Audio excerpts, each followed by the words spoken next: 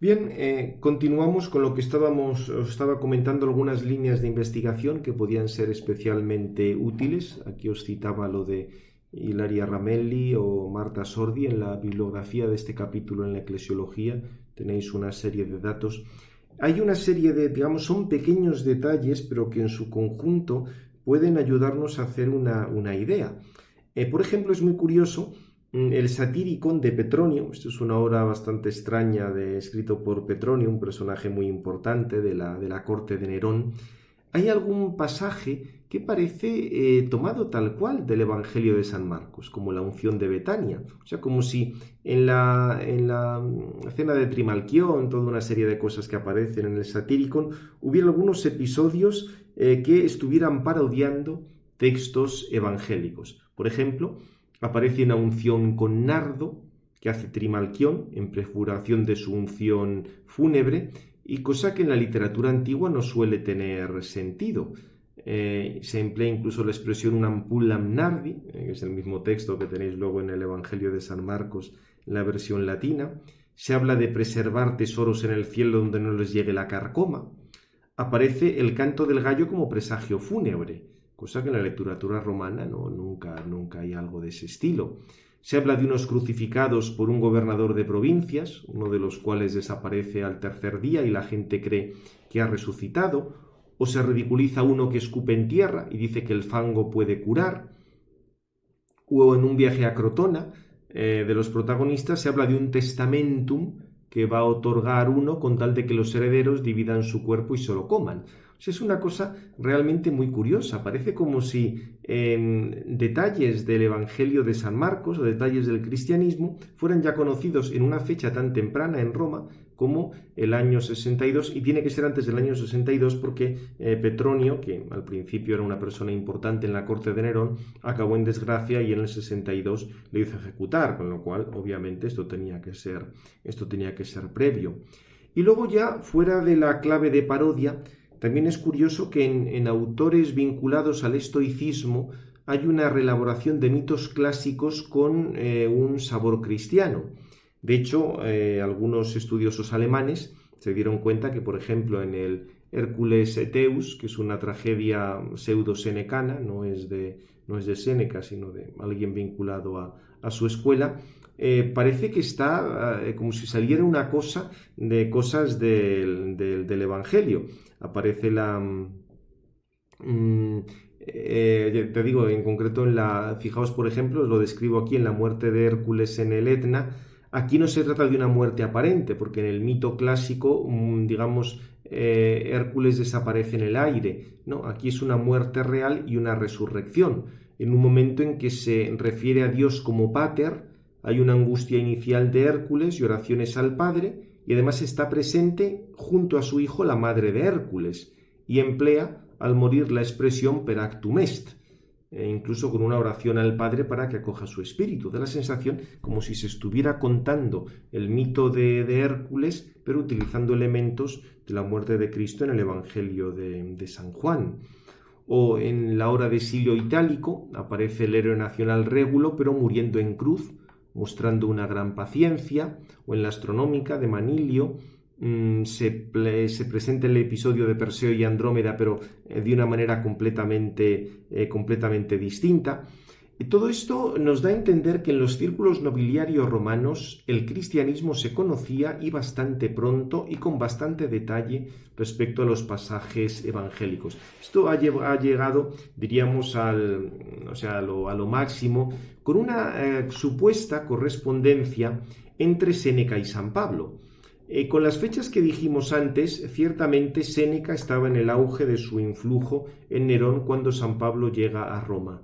Y que Séneca supo algo, pensemos además que San Pablo había apelado al César, con lo cual alguno de los vinculados a la corte tuvo que tratar el tema de San Pablo. Y ha sobrevivido una supuesta correspondencia, pero es muy extraña porque Si uno hace unas cartas falsas entre Séneca y San Pablo, se supone que serían pues para hablar de temas filosóficos o ver, no sé, cómo la filosofía de Séneca tenía que ver con el cristianismo o alguna cosa de estas. Pero es que realmente no dicen prácticamente nada. Son como unos billetes de decir que nos vamos a ver tal fecha, tal hora, o te mando tales cartas. Ya digo, es muy extraño, porque si alguien hace algo apócrifo, parecería que lo hace para decir algo en serio, no para enviarse unas cartas de saludo tipo mensajitos de WhatsApp. Y por otra parte también en esa correspondencia el estilo digamos, lo atribuido a Séneca tiene un estilo latino igual que el de Séneca, mientras que lo de San Pablo está lleno de helenismos, o sea, se ve que el latín no lo debía dominar nada bien. Desde luego, lo que sí es absolutamente claro, y esto lo sabemos por la sepultura, es que personas de la gens Ennea, de Séneca, en el siglo II eran cristianos. Uno tenía el nombre de Pedro Pablo, digamos, eso es claro. Luego tenemos, como siempre, Tertuliano, con esas afirmaciones enormemente crípticas, explicaba que alguna vez se refiere a Séneca en el De Anima como Séneca sepe noster, Séneca tan frecuentemente nuestro. ¿Qué es lo que quería decir eso?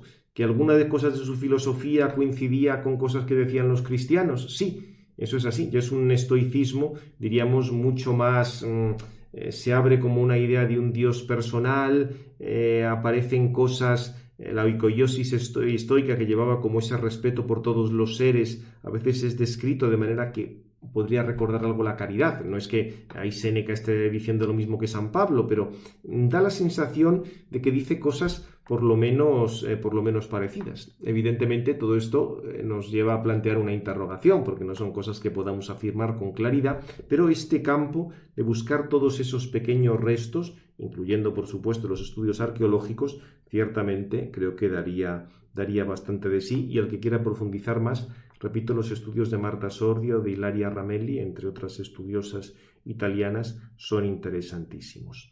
Bien, os comento también aquí algo, pero esto ahora nos interesa menos, de un poco la situación de los cristianos en el Imperio Romano, algunos testimonios de Tertuliano. Simplemente, y con esto cierro ya esta parte, es interesante lo que dice Tertuliano en el Apologeticum. Pensad que Tertuliano está escribiendo en el siglo II, III, que Tiberio recibe noticias de Pilato, quiso conocer más lo referente a Jesús, pues Judea era una provincia muy conflictiva, y decidió que sería muy útil para el imperio aceptar como religio líquita el mesianismo de Jesús, de Cristo, porque no tenía pretensiones políticas. O sea, no es que Tiberio, como os digo aquí, se guiaba por el informe de Pilato, no por las elucubraciones de escrituristas del siglo XX o teólogos de la liberación. Pongo aquí este testimonio, es tan sumamente importante, porque dice que para Tertuliano, que está escribiendo en el siglo II, Jesús no se presenta como un revolucionario o como alguien que quiere establecer el orden, sino como alguien que tenía pretensiones de ser el Mesías, pretensiones de ser alguien divino, y que en ese sentido le seguían o le reconocían sus seguidores. De ahí que Tiberio había pensado que se aceptara el culto a Cristo como una religión líquida, igual que había cultos a otras divinidades que se aceptara. Lo que pasa es que todo lo de la religión dependía del Senado, las relaciones entre Tiberio y el Senado eran un auténtico desastre, y de hecho se opuso el Senado a reconocer el cristianismo como una religión líquida, sino lo declaró superstitio ilíquita. No se podía dar culto a Cristo como a Dios. Lo que pasa es que Tiberio respondió decretando penas muy duras para quien acusara a los cristianos, y esto explica la tolerancia de facto, que es por otra parte lo que refleja el libro de los Hechos de los Apóstoles. En el libro de los Hechos tenéis una tolerancia muy amplia por parte de los romanos. O sea, en el libro de los Hechos las persecuciones vienen de los judíos, no vienen de los romanos.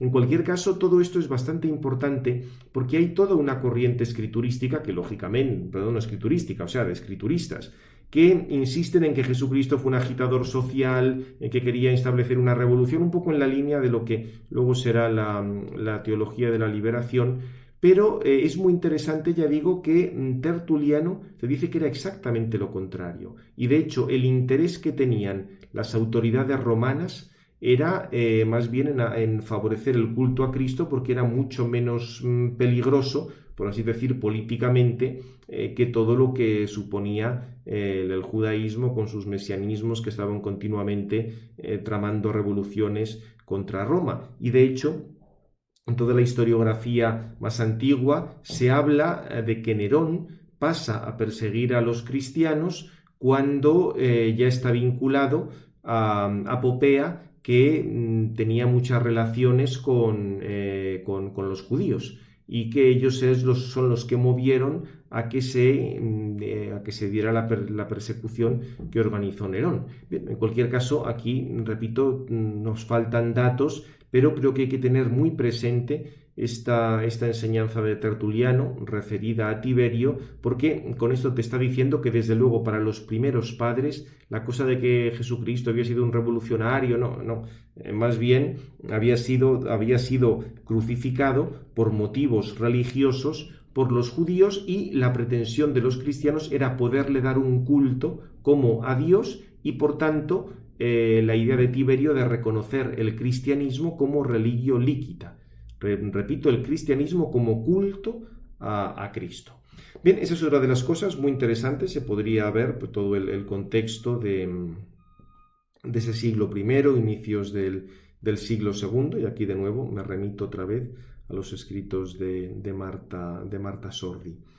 La cuestión, y antes de que pasemos a algunos detalles más, digamos, más concretos, fijaos que siempre para la cuestión fundamental de los orígenes del cristianismo va a ser la respuesta a la pregunta ¿quién es Jesús de Nazaret? Y esta pregunta hay que responderla, porque según la respondamos diremos una cosa u otra de los orígenes del cristianismo.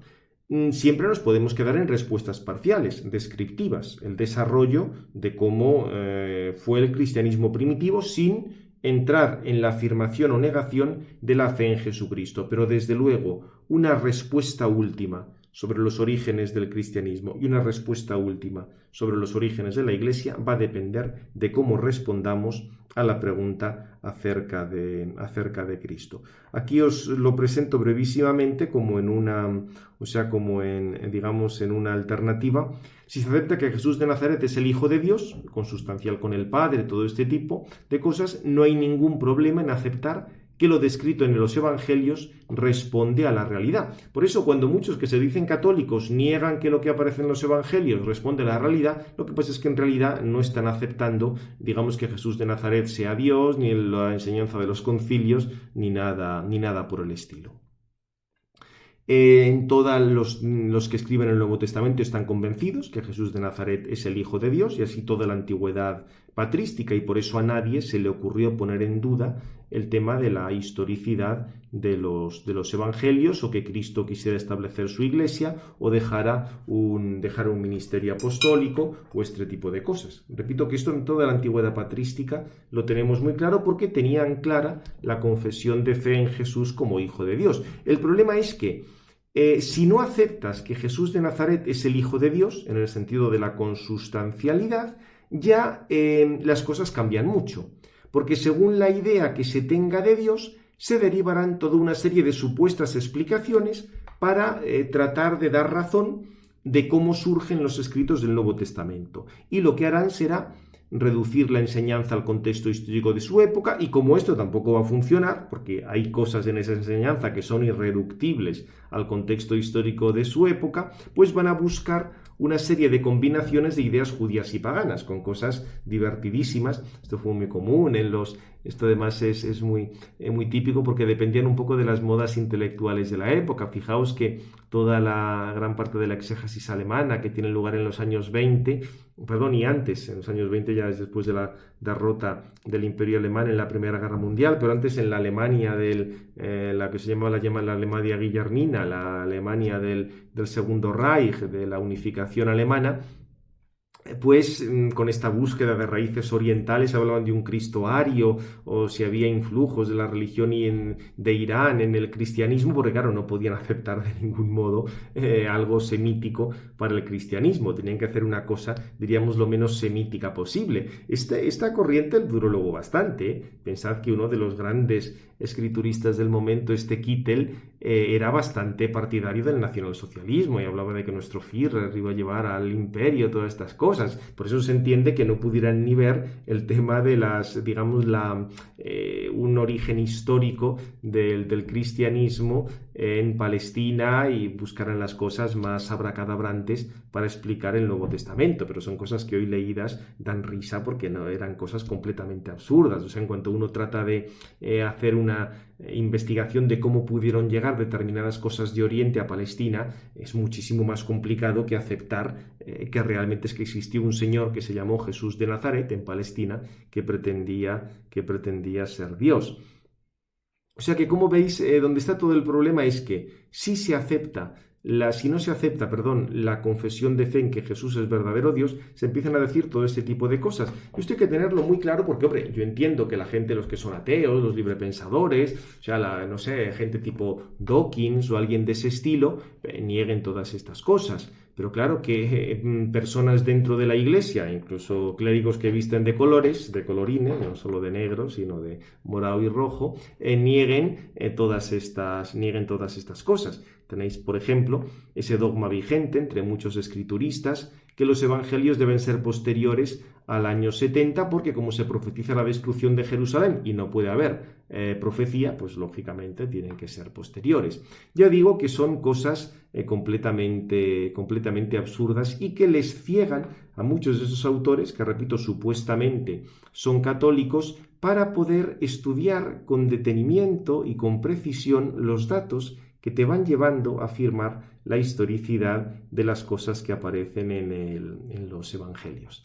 No entramos ahora en todo el tema de la cuestión sinóptica o la composición de los evangelios, porque, digamos, eso lo habéis visto con más detalle en las asignaturas de introducción a los evangelios o este tipo de cosas, pero lo que sí vamos a ver es un estudio bastante interesante, aunque no muy, vamos, en ámbito anglosajón sí que es mucho más conocido, pero quizá en ámbito castellano no tanto. Os voy a señalar varios estudios en este sentido.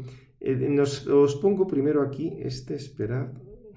Este es un estudio relativamente reciente, bueno, de 2019. Se llama Christobiography, Memory, History and Reliability of Gospels, de Craig Keener. Aquí está la portada, esperad para que lo veamos. Es muy interesante porque este señor lo que va haciendo es que va a comparar cómo se escribía la historia en la época, en el siglo I, y en general en todo el mundo helenístico, cómo se planteaba una biografía y qué cosas, en cambio, aparecen en los evangelios. Y con esto te va a decir que las variantes que hay entre los evangelios era algo completamente normal para cualquiera que escribiera biografías en aquella época. Fijaos, por ejemplo, simplemente por hacer referencia a alguno de los puntos del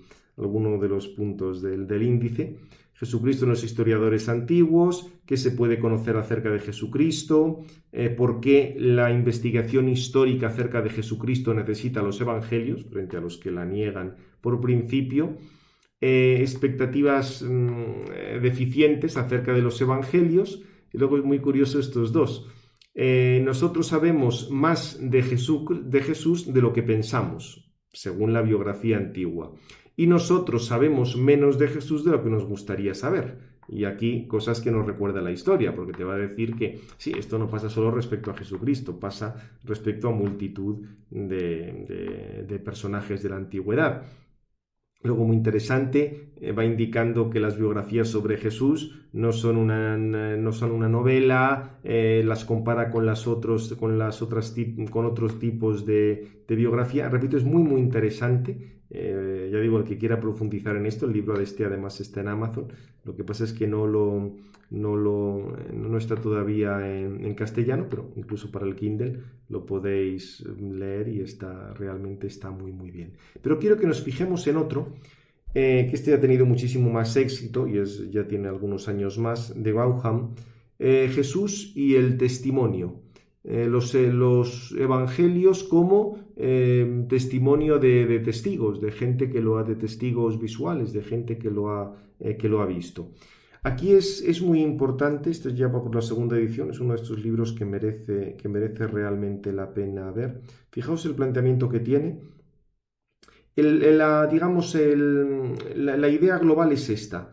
del Jesús histórico al Jesús del testimonio. O sea, te viene a decir que el Jesús histórico es una construcción que han hecho los historiadores a partir de determinadas hipótesis que, como os he comentado antes, muchas veces no solo es que no demuestren, sino que es que ni siquiera se molestan en explicarnos cuáles son sus hipótesis. El resultado de eso es lo que se denomina Jesús histórico, y él lo contrapone al Jesús del testimonio. Es decir, vamos a ver qué nos han dicho los testigos y entender los evangelios como una recopilación de testimonios, de cosas que la gente ha dicho sobre Jesús. El que sea verdad o no sea verdad, eso ya ahí intervendrá la fe. Pero que los evangelios son recopilaciones de testimonios es una cosa que no se puede poner en duda. Examina con mucho detalle todo el tema de las enseñanzas de Papías de Hierápolis sobre los testigos, un poco los textos que os enseñé antes, pero con mucha mayor profundización. El tema de los nombres en la tradición de los evangelios, los nombres judíos en Palestina, el tema de los 12. Vamos a ver esto con un poco más de detalle porque ha habido algún estudio posterior que ha profundizado en esto de Bauckham, y merece la pena porque él va a hacer una investigación sobre el uso que hay de los nombres propios en los evangelios y ver si ese uso de los nombres propios corresponde a la realidad, diríamos, sociológica de la época, o es una cosa que se han inventado, como podía ser una novela.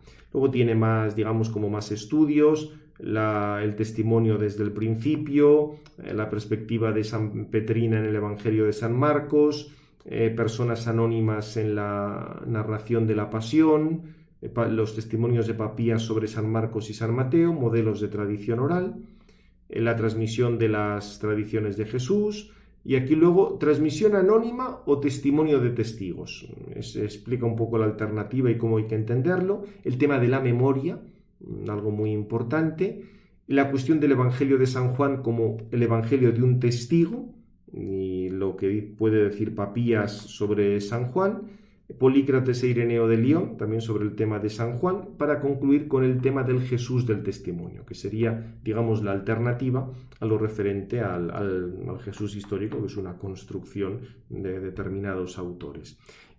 Como esta es la segunda edición, vuelve a tratar algunos temas, como hay que entender el testimonio en San Marcos, quién estaba detrás del discípulo amado, o sea, quién es realmente el discípulo amado, ese Juan, autor del Evangelio, y el final del criticismo de la crítica de las formas, algo que ha predominado muchísimo en toda la exégesis o en estos estudios históricos. Es interesantísimo el libro, desde luego merece la pena, pero lo que vamos a hacer ahora es, porque lo que me interesa sobre todo es que veáis las tablas con todo el tema de los nombres. Vamos a acudir ahora a otro texto, que es lo que os enseño ahora es del Boletín Carmignac. Carmignac fue un estudioso francés que conocía muy bien el hebreo y tenía la hipótesis, solo que no llegó a publicar todas sus obras porque se murió antes de una manera bastante absurda.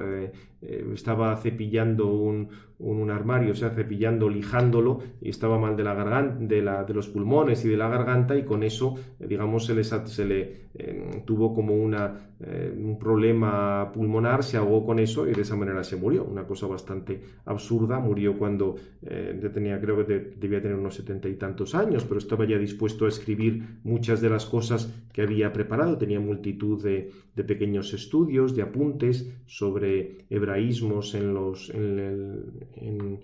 evangelios, las fuentes hebreas que podía haber, pero por desgracia quedó todo, apenas pudo publicar alguna cosilla. Lo que pasa es que en torno a él siempre hubo un grupo de personas que iban recopilando testimonios acerca de la historicidad, de la arqueología, sobre los evangelios, y eso es lo que se llama el Boletín Carmignac. Que esto lo podéis encontrar en internet, por ejemplo. Este es el boletín. Esperad que os enseño. Como veis, está en francés, son todo cosas históricas sobre la época de los evangelios. Aquí lo tenéis, por ejemplo, el índice de este. Asociación Jean Carmignac, tal. Bien, aquí tenéis, hay un montón de datos. Este boletín es del 2013. Y dedicaron prácticamente ocho textos. Son boletines muy brevecitos, como veis, tienen unas 15 páginas. Pero en estos textos ofrecieron el estudio, profundizaron un poco en el estudio que había hecho Bauman sobre los nombres propios. A partir digamos, otro autor, Peter Williams, desarrolló los estudios de Bauman y dedicaron unos articulitos muy breves a explicarlo en plan, digamos así, en plan divulgativo. Y el objetivo de Peter Williams, explicando las cosas de Bauman, es ver cómo los evangelios responden perfectamente al contexto histórico de la época. Fijaos, un poco la idea de todos esos artículos que vamos a ver es, fijaos,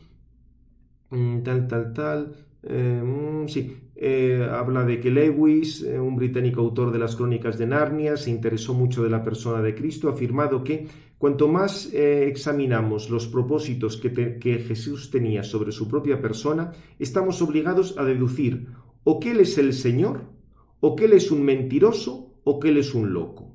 Porque, cualquiera, pues sus pretensiones sobre su identidad divina, son tan desmesuradas, o sea, son tan sumamente exageradas, que no se pueden haber, o sea, no pueden tener su origen más que al provenir de un hombre de un gran valor. Y esa persona no podía, o sea, una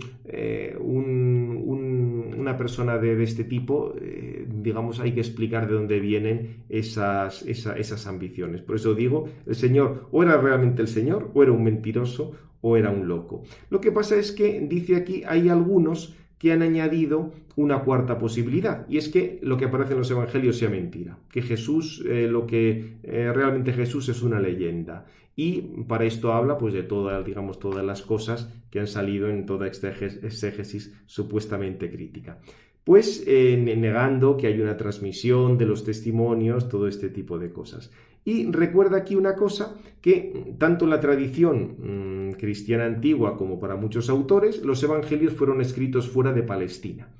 Pues sea en Roma el de San Marcos, o en Asia Menor el de San Juan, quizá el de San Mateo sí, pero el de San Lucas también fuera, o sea, en eso más o menos coinciden todos. Entonces la pregunta es, si no han transmitido el testimonio correctamente y han sido escritos fuera de Palestina, ¿cómo es posible que acierten tantísimo en las informaciones que nos dan acerca de Palestina? Esa es un poco la pregunta que hace, porque dice que además hoy en día tenemos internet, tenemos la informática, pero en aquella época ¿cómo podían dar tal cantidad de datos si no eran testimonios fidedignos y habían sido escritos fuera? Y aquí hace referencia al tema del uso de los nombres. Vamos a ir viendo, porque lo que hace es desarrollar un poco los estudios que había hecho Bauman, los reparten en varios artículos. Fijaos aquí como, digamos, el punto de partida. Lo que te dice es que a partir de los estudios de una señora Tal Yan era una israelita, profesora de estudios judíos en la Universidad Libre de Berlín, que publicó esto, Lexicon of Jewish Names in the Late Antiquity. Aquí lo que hace esta señora es que estudia a partir de las tumbas, a partir de cualquier tipo de literatura que hay de la época, cómo se llamaban los judíos de la época. Por ejemplo, qué porcentaje de personas se llamaban Simeón o Simón, qué porcentaje se llamaban José, Lázaro. En principio es una investigación puramente arqueológica o puramente histórico-sociológica. Por ejemplo, te dice esto. Según las fuentes que ha podido encontrar la señora encuentra 243 veces el nombre Simón. De esas aparecen 8 en el Nuevo Testamento, en Flavio Josefo, en las tumbas aparecen 59, en los manuscritos del Mar Muerto 72. O sea, aquí la señora estaba haciendo toda la lista de nombres que van apareciendo en la época. O sea, en principio esto pues es una cosa de tipo histórica, como si tú coges todos los manuscritos que hay, pues no sé, en Castilla del siglo XI y haces una lista de nombres con una proporción de nombres, cómo se llamaba la gente. Y aquí empiezan ya a empezar las cosas más curiosas. Resulta que en Israel los nombres de varón más frecuentes son Simón y José. Y esto en el conjunto de Israel era el 15,6% de los nombres que aparecen era o Simón o José. Resulta que en los evangelios este porcentaje es del 18,2%, por tanto muy cercano. Si tomas los 9 nombres más frecuentes en Israel, esos son el 41,5% de todos los nombres, o sea, de todas las ocurrencias de un nombre que tenemos registradas. En los evangelios son el 40,3%. O sea, como veis, es un porcentaje muy cercano. En el caso de las mujeres, el porcentaje es menor. Digamos, la correlación es menor. Los dos nombres más frecuentes eran María y Salomé en Israel, y en los evangelios llega casi al 39%. Pero si tomas los 9 nombres más, digamos, más frecuentes, en Israel eran prácticamente el 50% y en el Evangelio de los Hechos son el 60%. Ya se van acercando más. Es lógico que haya estas diferencias porque al aparecer muchos más varones que mujeres, diríamos que la estadística ya no es tan, digamos, ya no es tan precisa. Y otra cosa todavía más, o sea, más curiosa. Fijaos que si tomáis los nombres más frecuentes en Israel el nombre más frecuente era Simón. ¿Cuántos Simones aparecen en el Nuevo Testamento? 8. O sea, también el más frecuente en Israel es el más frecuente en el Nuevo Testamento. José o Joset, era el segundo nombre más frecuente en Israel y resulta que aparece 6 veces en el Nuevo Testamento. También es el segundo más frecuente, o sea, el segundo más frecuente en el Nuevo Testamento coincide con el segundo más frecuente en Israel. En el caso de Lázaro, que era el tercero, esto aparece solo una vez en el Nuevo Testamento, diríamos ahí no se cumple la correlación, pero los dos siguientes, Judas o Juan, aparecen 5 veces cada uno y estaría en posición cuarta y quinta en Israel, con lo cual se mantiene esa correlación y el nombre Jesús o Josué era el sexto y aparece 2 veces de individuos que se llaman así.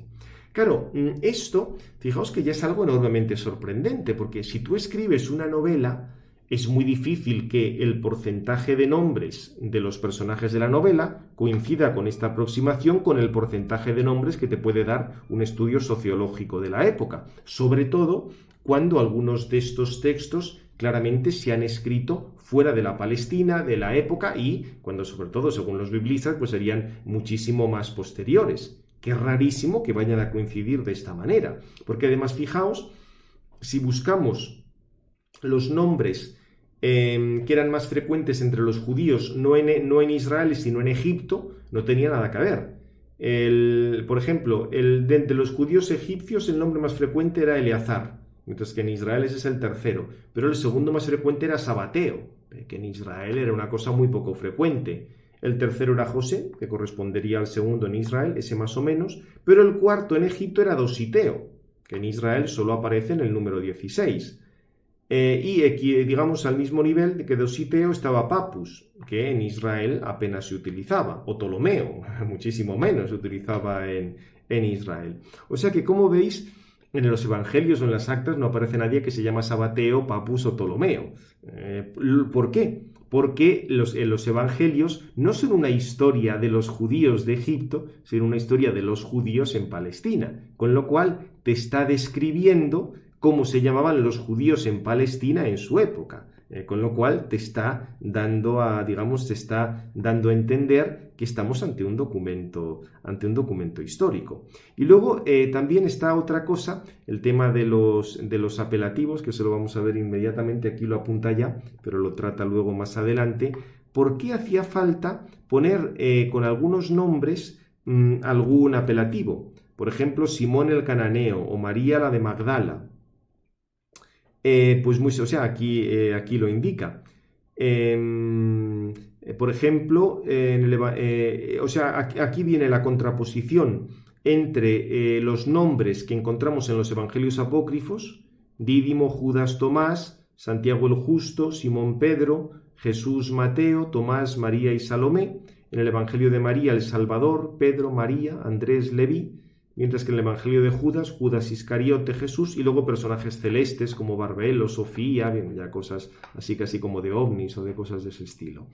Sin embargo, fijaos en el caso de los nombres de los apóstoles. Simón, que acordaos que era este nombre que era el más frecuente en la época. Simón llamado Pedro y Andrés su hermano. Santiago, el hijo del Zebedeo, y Juan su hermano. Estos nombres, como eran relativamente frecuentes, tienen que venir con algún añadido, porque si no Santiago, ¿pero cuál Santiago? Si todo el mundo se llamaba Santiago. O Simón, ¿pero cuál Simón? Si todos se llaman Simón. En cambio, Felipe y Bartolomé, como eran nombres mucho menos frecuentes, están en los lugares 61 y 50, no hacía falta que tuvieran un apelativo, porque se entendía ya a quién se refería.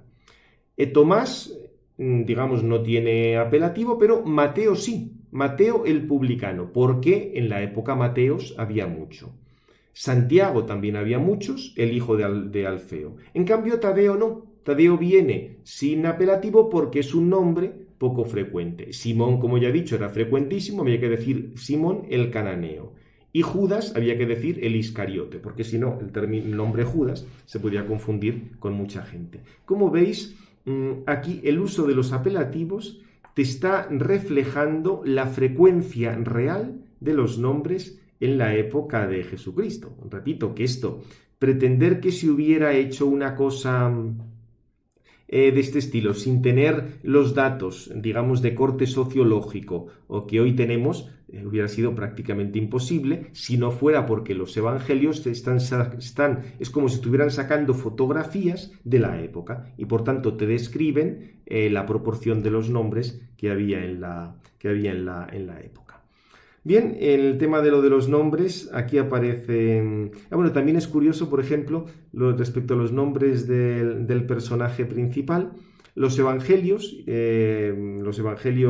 canónicos y algunos apócrifos, Tomás y Judas, el nombre principal es Jesús y no evitan el nombre Jesús, mientras que en el evangelio de Felipe, que es un apócrifo, el nombre principal no es Jesús, sino es Cristo, aunque alguna vez habla de Jesús. Mientras que en el Evangelio de Pedro y el Evangelio de María, los nombres principales son Señor y Salvador y nunca citan el nombre de Jesús. Con esto se ve bastante la diferencia entre los apócrifos y los canónicos. Pero no solo, porque luego hay otras diferencias también bastante notables. Fijaos, continuando el artículo en otro sitio,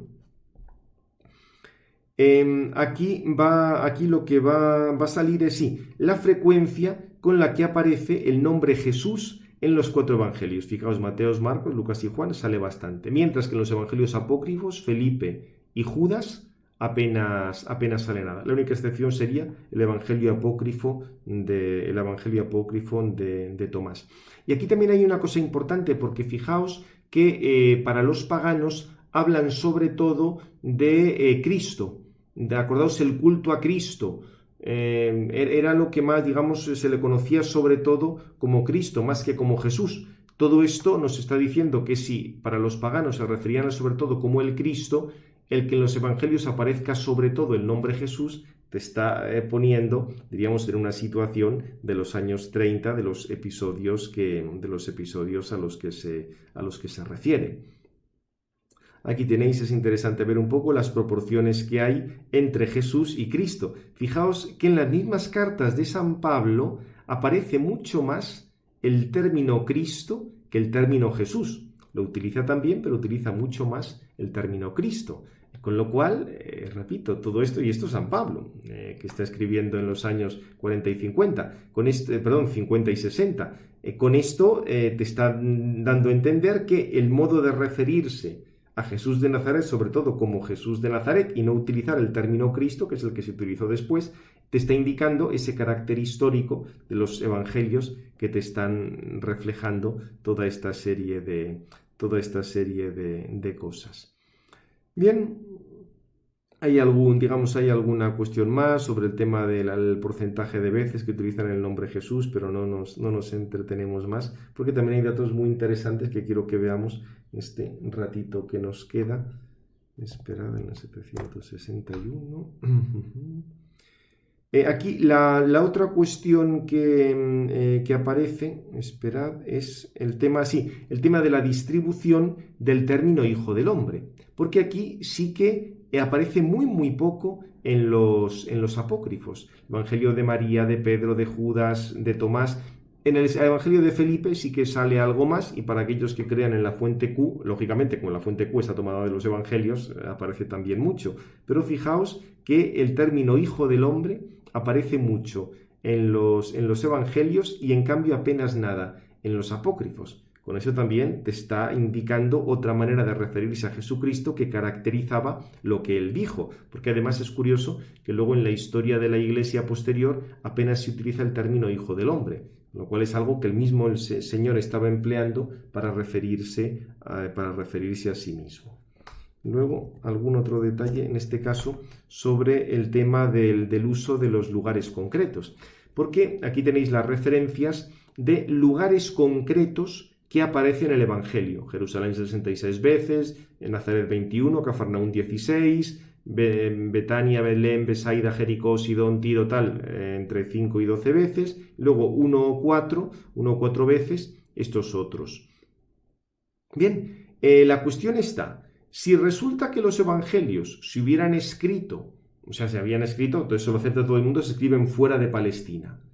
Entonces, ¿cómo es posible que tuvieran tal cantidad de datos sobre lugares de Palestina que no conocía absolutamente nadie, porque eran sitios pequeñísimos? Hoy sí tenemos el Google Maps, tenemos todas las guías turísticas, pero claro, ¿cómo alguien que escribía, por ejemplo, en Asia Menor podía saber que existía Betfagé, o que existía Arimatea, o que existía Corozaín? Algunos, digamos, algunos sitios completamente secundarios. El único modo de explicarlo es porque te están reflejando enseñanzas y cosas, o sea, testimonios de gente que había estado allí. O sea, si no había manera de poder conocer todo esto. Y luego además es muy curioso porque aquí, si se compara los evangelios canónicos con los apócrifos, la diferencia es total. Porque en los evangelios canónicos aparece entre 12 y 14 ciudades o pueblos en cada uno, y en total más de 23. En cambio, en los apócrifos, si tomáis el Evangelio de Felipe, solo aparecen 2, Jerusalén y Nazaret, y además Nazaret es como si no apareciera porque Nazaret sale porque dice Jesús de Nazaret, pero el único sitio fuera de eso es Jerusalén. En los Evangelios de San Pedro, en el Evangelio del Salvador, solo aparece una ciudad, Jerusalén. O sea, del otro ni saben que existe. Y es lógico porque, repito, no había guías turísticas en la época para conocer todos los detalles de todos los sitios que aparecen. Y en los otros evangelios apócrifos de los siglos II y III, ahí ya ni se molestan en citar un solo lugar. O sea que, como veis, la diferencia realmente es de lo más llamativa. Ya para ir terminando, ya se nos acaba el tiempo, dentro de estas cuestioncillas históricas hay otra cosa bastante curiosa. Si se compara la cantidad de número, o sea, de palabras que tienen que ver con el lugar, con el número de palabras de cada evangelio. Aquí tenéis el número de palabras que hay en cada evangelio.